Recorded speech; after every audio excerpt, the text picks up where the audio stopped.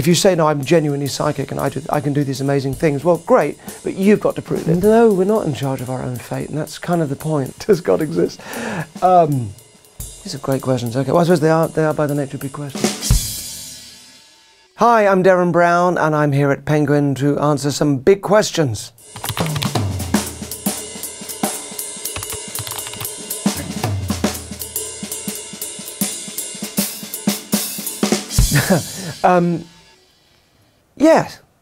Yes and no. I mean, obviously, in terms of theatrical, secular stage magic, then it's a trick, clearly, that's the point. But it's real in the sense that it's an experience that somebody's going through, an audience member is going through. So that's real, like that, because that's a thing that it's sort of my job to work with and respect and manipulate and so on. I think we're susceptible to magical thinking because we're pattern formers. You wear a pair of socks and do well in an exam, and you wear the same pair of socks another day and do well in that exam, and suddenly they become your lucky socks. And then if you're not wearing them, you worry, and then maybe you fail in an exam and you weren't wearing them, and now you've built up this magical relationship between a pair of socks and how well you're going to do in an exam. And that pattern forming is actually really important to us. It's important that we make stories out of a messy, infinite data source that's coming at us. In order to navigate through the world, we have to kind of edit and delete that information and form a story, a nice, neat story that takes us through. That allows us to kind of survive in some cases. You know, we didn't need to see the whole of the saber-toothed tiger coming at us to go, okay, it's enough, it's a saber-toothed tiger, I'll run. You know, so you form a pattern quickly, sometimes just to get out of danger or whatever. Like these things have an evolutionary basis. They allow us to form fictions. Stories are fictions, obviously, and fictions allow us to bring groups together and war against another group, or to be rallied by some kind of thing that propels us forward. So that's another groupish sort of advantage. All these things do serve us, and then a magician is just kind of exploiting that for a kind of, hopefully just a theatrical advantage. I think the key to it is that we look for patterns. It's our only way of navigating this complex and messy world. And that's what it is. The jury's out a bit on exactly what hypnosis is. One group that said it was a special state of mind, and another group that said, no, it's just sort of manipulating people's behavior. You know, it's like if you're doing things because you feel you have to, or there's a certain amount of compliance at work, or motivation at work, or like if you're an actor that's sort of playing a role, and for the time that you're on stage, you're kind of in that. Doesn't mean you're in some special state, you're just in a kind of particular mode of motivation that's affecting your behavior in a certain way. And there were two different schools of thought, and now it's all kind of mixed up and merged a bit. I think the thing is, it's different from person to person. I used to hypnotise people in my show, when I did hypnosis shows, and tell people that I was invisible, and then I'd move something around and they'd just see it floating. But afterwards, I'd often get people up and I'd ask them, okay, what did you actually experience?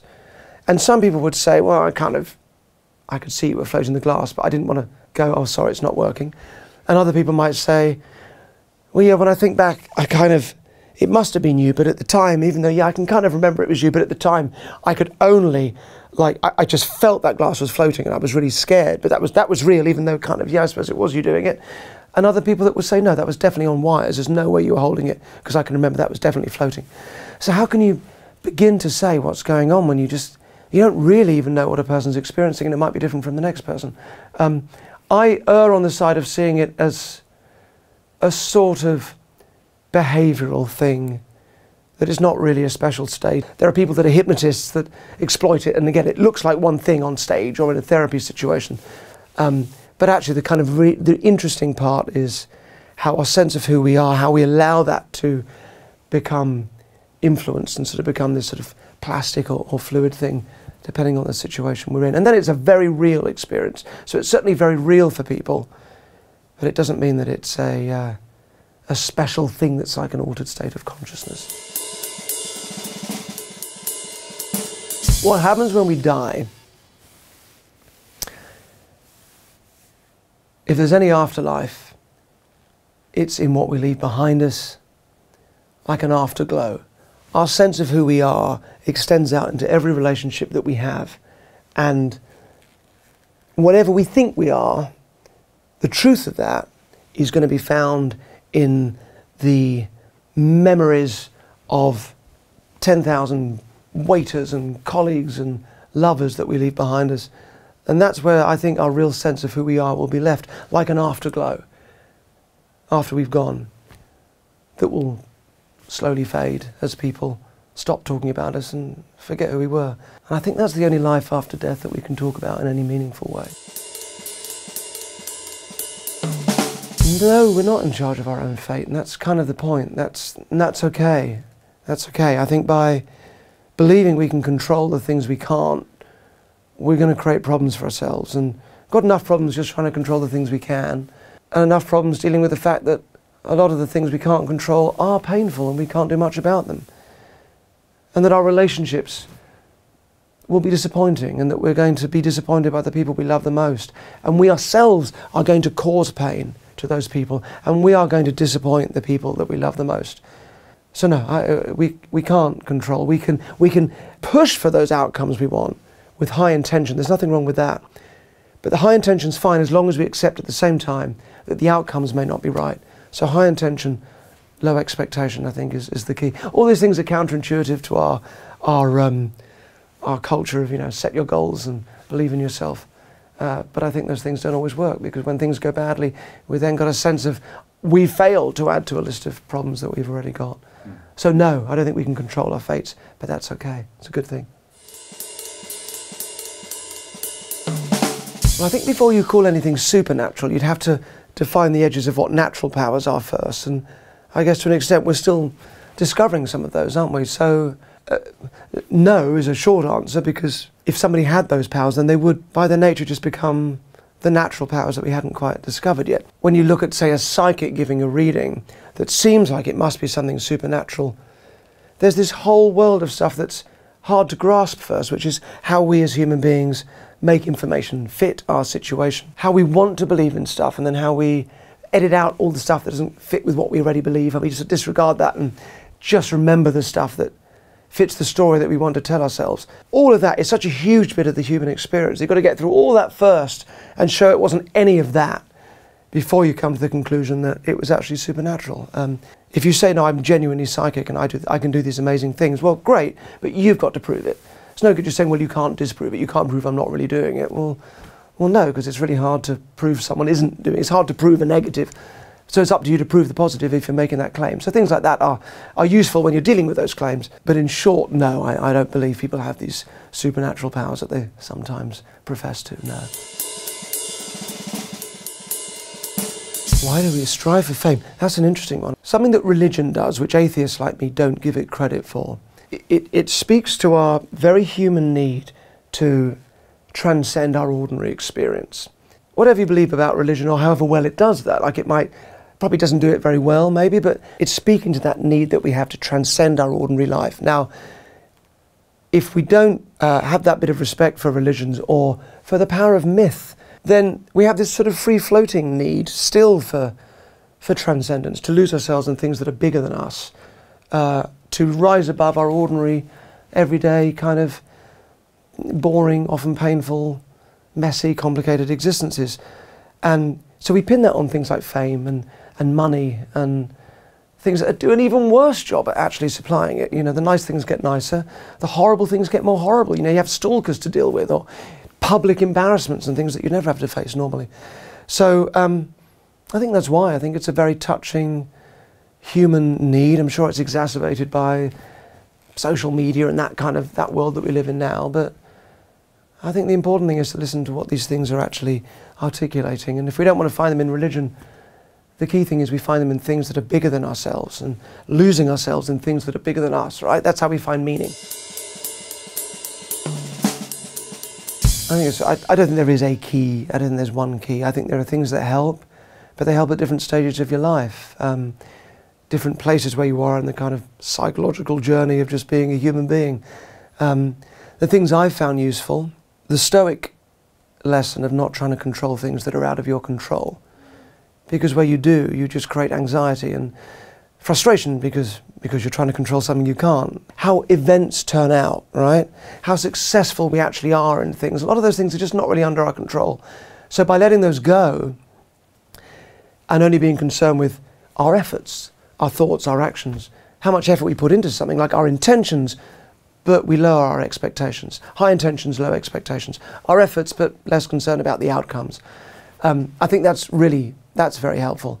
But, you know, Stoicism has a habit of not working quite so well in the reality of relationships. And I think a certain amount of Stoicism ushers our centre of gravity within, and the image is often like a rock with the waves lashing against it. And I think a more helpful image might be a sort of a porous rock that the water can move through. So I think a certain amount of openness and accepting of other people as other people, rather than just a place where we throw our demands and our projections and what we want other people to be. And then it just builds up. Happens all the time in relationships. That just builds up between us and them, and we can barely see each other at all by the end of it. So openness, connection, gratitude, compassion, those things are really helpful. And at the same time, there's the Stoic lesson of bringing our centre of gravity within. I think all these things are helpful. A life without pain sounds very desirable, but I don't think it is, because it would remove all meaning from life. If there's no pain, then there's no friction or insecurity, and you don't grow in life unless you are prepared to let something go, or let something die, or face anxiety at some point, rather than just, you know, trying to avoid anxiety all the time, which again is a bit of a Stoic mode. I think it's important sometimes to lean into it and to let it sit, and to listen to it, listen to what it's trying to tell you. Here on the one hand, like imagine a graph, here are our aims and our plans and what we want to achieve. And if you believe the kind of modern optimistic mode, you'll believe that if you set your goals clearly enough, and if you throw your wishes out into the universe correctly, you can crank the line that we live up into line with our aims and our wishes and so on, and our plans. But what the modern mantra of optimism forgets, and what the Greeks knew very well, is that there's this other axis, which is what they call fortune, or fate. It's just stuff that life throws back at us. It's the other force, you know, it's everything that's out of our control. And that's coming back at us as well. So what we actually live is an x equals y line. It's like this meandering diagonal. So the key is, I think, to make peace with the fact that that's actually what life is. And that sometimes, yes, we're on top and things are going well, but then, you know, at the next turn, it won't be like that. And that's okay.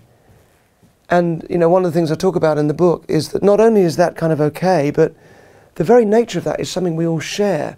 And life has this centripetal habit of pulling us towards quite difficult center points. And when we're there, it will feel like we've failed, and it may feel like we're very isolated and alone. But we're experiencing just the nature of what it is to be human. We're experiencing the human condition. We're experiencing the real weight of life. So actually, it's the thing that we share, it's the thing that connects us all. We've just seen that play out over the last couple of years. Isolated on the one hand, and sharing in this global thing in another.